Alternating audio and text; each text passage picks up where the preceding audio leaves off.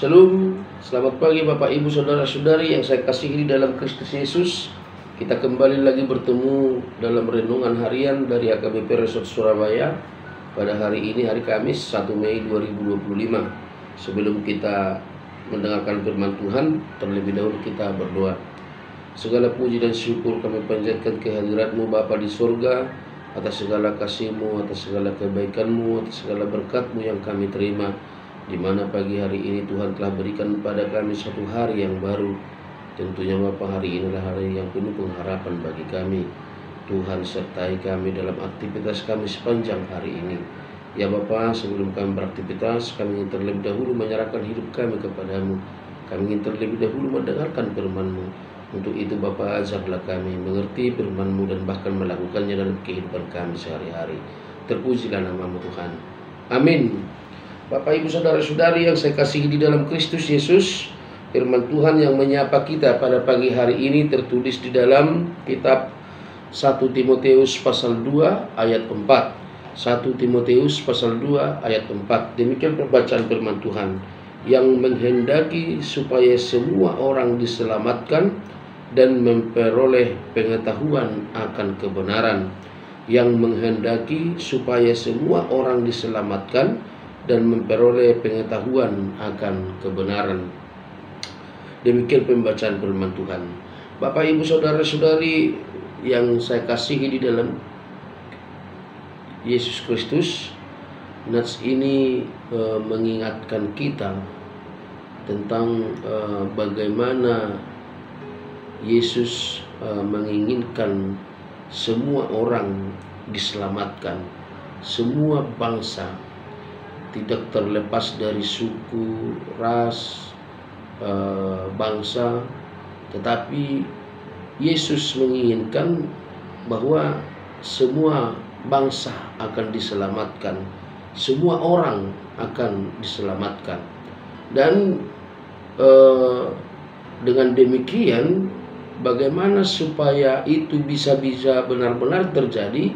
Maka di dalam nas ini kita melihat bagaimana Paulus mengajarkan kepada Timotius bahwa supaya Timotius dalam melakukan misinya bergerak ke arah yang demikian.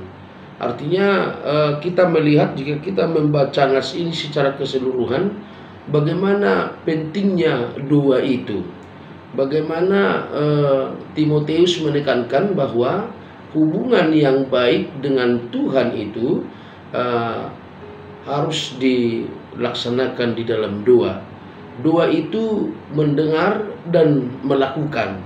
Mendengar dan melakukan. Kita tidak hanya mengatakan apa yang kita inginkan, apa yang kita perlukan, tetapi yang lebih tepat daripada berdoa adalah kita mendengarkan bagaimana Tuhan itu berbicara kepada kita, apa yang diinginkan Tuhan dari hidup kita.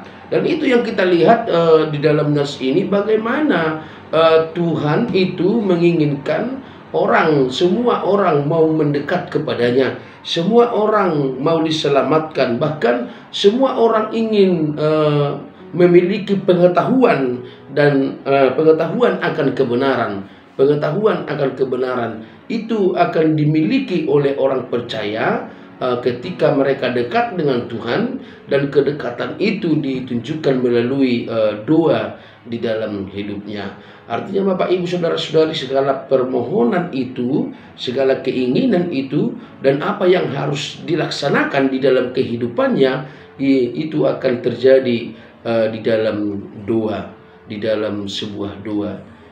Tentu saya ulang kembali, kalau kita berdoa biasanya kita memanjatkan puji syukur, mengatakan apa yang kita perlukan, apa yang kita inginkan, dan apa yang akan kita lakukan, perintah Tuhan.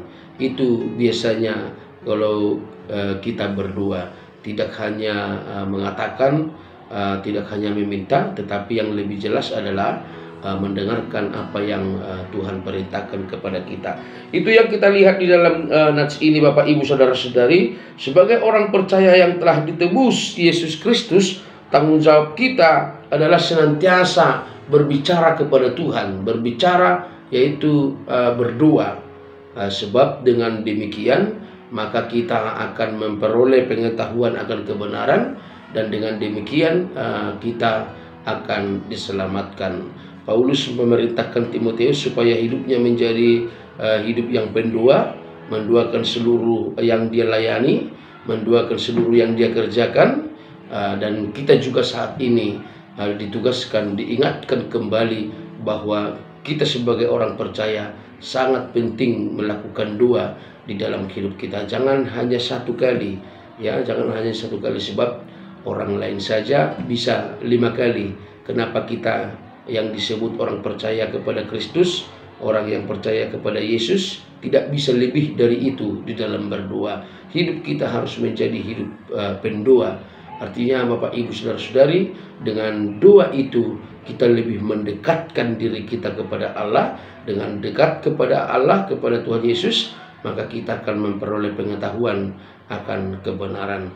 Pengetahuan akan kebenaran, dan yang terutama adalah kita akan ikut diselamatkan. Semoga kita bisa melakukannya Bapak Ibu Saudara-saudari di dalam kehidupan kita. Satu hal yang harus kita ketahui bahwa adalah ketika kita malas berdoa, maka iman kita sudah perlu dipertanyakan.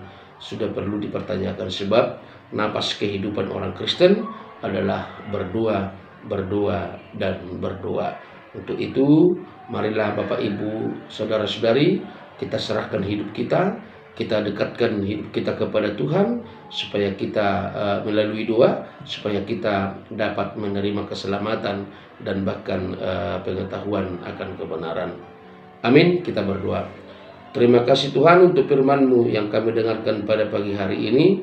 Tuhan mengingatkan kami bagaimana pentingnya kami sebagai orang percaya memanjatkan doa kepada-Mu, karena hanya melalui doa kami bisa mendengarkan apa yang Tuhan kehendaki dari hidup kami, dan melalui doa juga kami dapat meminta pertolongan Tuhan, meminta pengampunan Tuhan di dalam hidup kami, dan melalui doa juga kami akan memperoleh keselamatan dan bahkan pengetahuan akan kebenaran. Ya Bapa, berkatilah kami semua orang percaya, berkatilah kami semua jemaat-Mu di Resort Surabaya ini. Ajarlah kami menjadi orang-orang yang dekat kepada-Mu, orang-orang yang mau berdoa, orang-orang yang rajin berdoa, dan tentunya menjadi orang-orang yang terberkati. Terima kasih Yesus. Hapuskan kami dari segala dosa pelanggaran kami, supaya kami dapat menerima berkat-Mu. Terpuji, termulialah nama-Mu sekarang sampai selama-lamanya. Amin. Selamat pagi Bapak Ibu Saudara-saudari, selamat beraktivitas, Tuhan memberkati.